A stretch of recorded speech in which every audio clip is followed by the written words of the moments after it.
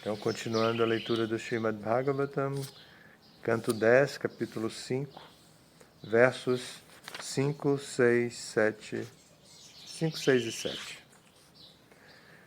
Vamos tomar o verso 5 como base, depois ler a tradução dos versos 5, 6 e 7, então com significado ao verso 7. Saumangalya Gira, cujo canto de mantras e hinos purificava o ambiente com sua vibração. Vipraha, os brahmanas, Sutta, peritos em recitar todas as histórias. Magadha, peritos em recitar as histórias de famílias reais especiais. Vandina, recitadores profissionais gerais. Gayakaha, cantores. Cha, bem como Jagu, cantavam. Nedu, vibrava. Bhairyaha, uma espécie de instrumento musical. Dundubhaya, uma espécie de instrumento musical. Muhur, constantemente. A tradução deste verso e também as traduções dos outros versos são as seguintes. Os brahmanas recitaram hinos védicos auspiciosos que purificaram o ambiente com sua vibração. Os peritos em recitar antigas histórias, como os Puranas, os peritos em recitar as histórias das famílias reais e todos os recitadores gerais declamaram, enquanto cantores cantavam e muitas espécies de instrumentos musicais, como bheris e dundubris, eram tocados em acompanhamento.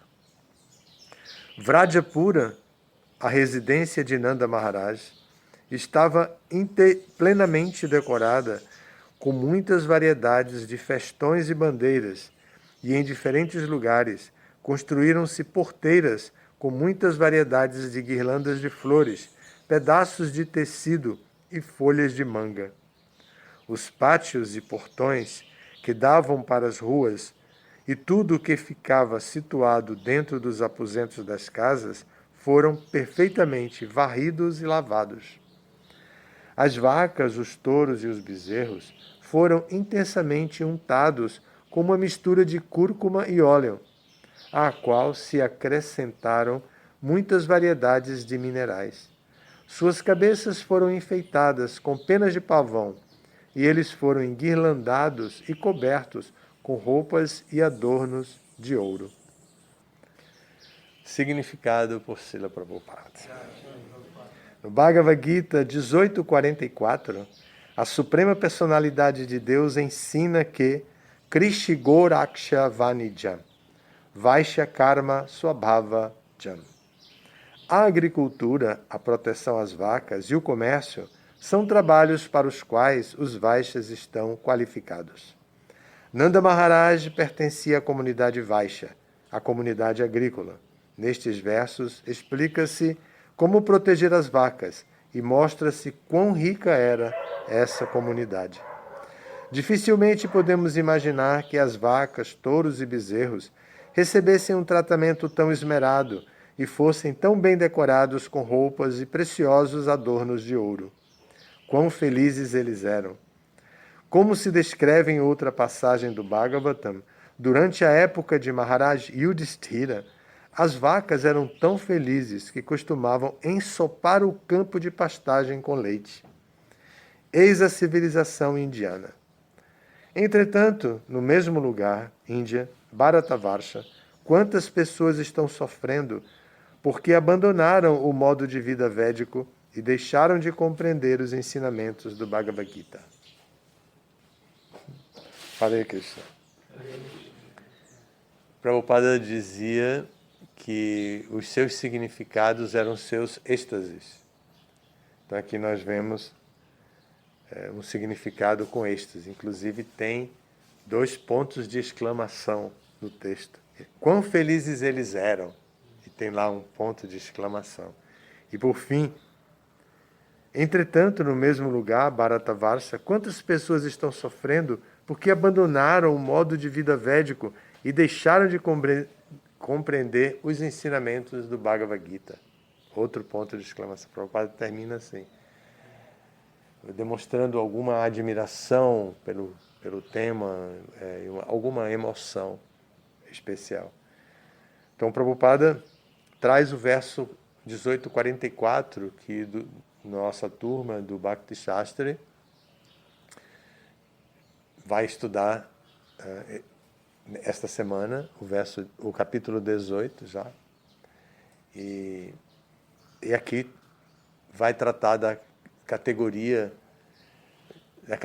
dos Varnas indiretamente, porque os Varnas sofrem influência dos 3 modos da natureza material.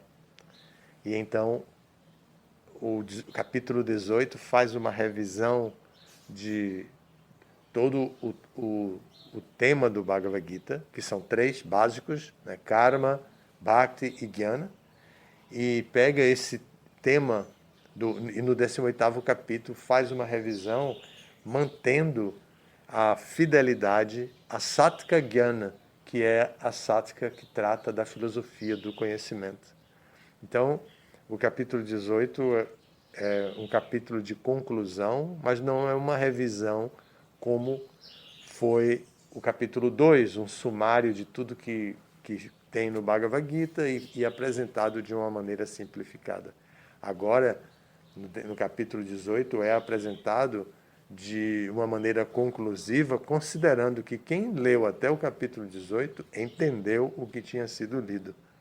Então é um compromisso assim de entender. Então aqui, quando ele fala dessa categoria de Varna e de acordo com os modos da natureza material, explica que os Vaishyas, nesse verso,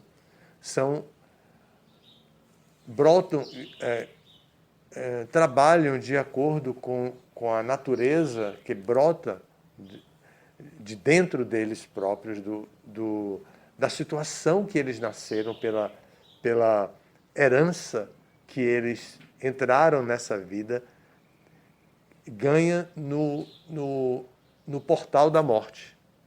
No portal, quando chega na hora da morte, de acordo com a bagagem, a pessoa vai para um próximo nascimento. Então, os Vaishyas nascem com essa bagagem, Krishi, Goraksha e Vanijam. Então, eles vêm com essa natureza predominante para o trabalho. Naturalmente, eles se inclinam à agricultura, Krishi, ou Goraksha, proteção às vacas, ou Vanijam, que é o comércio. Então, os Vaishyas entram nessa vida assim. Agora, aqui estamos falando da cerimônia Jatakarma de Krishna. Essa cerimônia que nem precisava existir, porque Krishna, como vimos, tem aquela situação do cordão umbilical e tudo mais. Então, a cerimônia nem precisava existir, porque Krishna é a suprema personalidade de Deus. E os associados dele são associados eternos. A mãe, Yashoda, e o pai, Nanda Maharaj, são personalidades que sabem como lidar com pleno amor de Vatsalya Rasa, tendo a relação de parente, de parental com Krishna. Então, não precisaria acontecer nada disso. Porém, a civilização muito rica e muito nobre faz com que as pessoas se inclinem a esse tipo de prática e mesmo com Krishna tudo se repita, até mesmo para dar exemplo. E nós vimos, e como o Prabhupada apresenta, como era rica aquela civilização. E Prabhupada aqui, ele usa, raras vezes ele usa, e aqui ele usa, eis a civilização indiana. Então é muito raro ele usar essa expressão, apontando como Índia. Geralmente ele usa védica, porque a civilização védica não se limita às fronteiras da Índia. E a civilização védica pode ser para toda a sociedade humana, em qualquer lugar, porque é a forma mais requintada de se viver uma experiência espiritual dentro do mundo material. Então, mas aqui Prabhupada fala indiana. E ele aponta o sofrimento que as pessoas estão vivendo. Aqui estamos falando dos anos 70, 80, 70, né? Prabhupada saiu em 77 desse planeta. Então está falando dos anos 70. A grande propaganda da Índia era a propaganda da miséria da Índia. Agora, os países ocidentais faziam questão de divulgar isso, que era de fato uma pobreza muito grande, porém eles não assumiam a responsabilidade de ter empobrecido a Índia com anos e anos de opressão, de dominação. Os países, a Inglaterra dominou a Índia e tirou muito de sua riqueza. Quem vai nos museus da Índia pode encontrar algumas peças de arte da Índia, como coroas contendo ouro. Aqui são os ornamentos, se fala dos ornamentos das vacas, mas nos museus de Londres se encontra coroas de reis que tinham ouro, se encontra cabos de espadas incrustados com pedras preciosas. Então, isso dos britânicos, agora, pouco antes da independência da Índia. E aqui é pós-independência. Prabhupada está falando da pós-independência, quando, com toda a dificuldade, eles estavam se organizando. Só que eles estavam se organizando para seguir o padrão de desenvolvimento não védico, e é a crítica de Prabhupada. Eles já não estavam se organizando para reproduzir o modelo védico que era tradicional deles, que eles poderiam fazer, revivendo o sistema Varnashrama e dedicados à implantação do sistema Varnashrama, ou a reimplantação do sistema Varnashrama, valorizando o estudo da Bhagavad Gita, como o Prabhupada fala aqui, né? Que deixaram de compreender os ensinamentos do Bhagavad Gita. Então, Prabhupada está dizendo isso, e o ensinamento principal do Bhagavad Gita é: ocupe a sua mente sempre em pensar em mim, converta-se em meu devoto, adore-me e ofereça suas reverências a mim. É Krishna dizendo, né? Dessa forma você viverá sempre em mim. Então, sempre significa em qualquer circunstância da vida, viverá sempre nele. Essa é o ensinamento principal do Bhagavad Gita, dado 2 vezes, no capítulo 9 e no capítulo 18, com repetição do mesmo tema. Foi dado no capítulo 9 como Raja Vidya, ou Raja Guhya, um conhecimento mais confidencial, depois vai dar no capítulo 18 para confirmar com as mesmas palavras praticamente. Krishna utiliza para poder confirmar a sua intenção de que todas as suas partes integrantes devem estar afinadas, conectadas com ele em serviço devocional, para que possam viver sempre com Krishna. Então essa é a ideia aqui. Então, apresenta um pouco de uma cultura tão distante para nós, tão distante. Imagine uma porteira cheia de guirlandas. Aqui usa a palavra pedaços de tecido. Não ficou tão poético quanto poderia ficar. Pedaço de tecido parece um tecido despedaçado, que foi rasgado ou que foi, que botaram um pedacinho lá, mas não é assim. Não são retalhos de tecidos decorados, que são colocados de maneira decorativa. Não é um pedaço de tecido jogado em cima da porteira, não. São retalhos de tecidos pequenos, que foram feitos justamente para dar graça à porteira. E bordados e tudo mais, com acabamentos nas bainhas, nas barras todas. Então não é uma coisa assim, um pedaço de tecido pendurado. É mais uma cultura que, para a gente, imagine o que é colocar ouro numa vaca. É dito que nas cerimônias de fogo, as pessoas devem oferecer metais preciosos, como ouro, prata e tudo. É bem interessante, porque para nós isso é uma coisa tão rara de ter um pedaço de ouro que for, muitas vezes os devotos vêm colocar e dizem assim, Maharaj, eu vou colocar aqui um ouro, prata e tudo, mas depois da cerimônia o senhor me devolve? É bem engraçado, né? Mas a banana, a manga, as frutas e as flores, eles não se preocupam muito com isso, mas é bem interessante, porque, olha, agora estamos falando de colocar ouro e decorar as vacas e os touros, os bezerros, com ouro e dessa maneira. Então é uma coisa para a gente inconcebível. Portanto, porque é inconcebível, e está fora da nossa experiência prática, da nossa capacidade de reproduzir um detalhe como esse detalhe não precisa nos impressionar. E nós podemos ir para a essência, podemos ir para o aprofundamento perfeito e dizer qual é a essência dessa cultura que Prabhupada aqui chama de indiana, que é a civilização védica e que está prescrita nos Shastras. Qual é a essência de tudo isso? A essência é que as almas corporificadas que aceitam a forma humana de vida, a privilegiada forma humana de vida, deve aproveitar esta forma humana de vida para desenvolver a sua relação eterna como parte integrante de Deus, se afinar nisso através do serviço devocional. Essa é a essência. Mesmo que não tenhamos mais ouro, mesmo que sejamos muito pobres, que tenhamos somente água para oferecer, e vamos fazer isso com amor e devoção, como Krishna diz.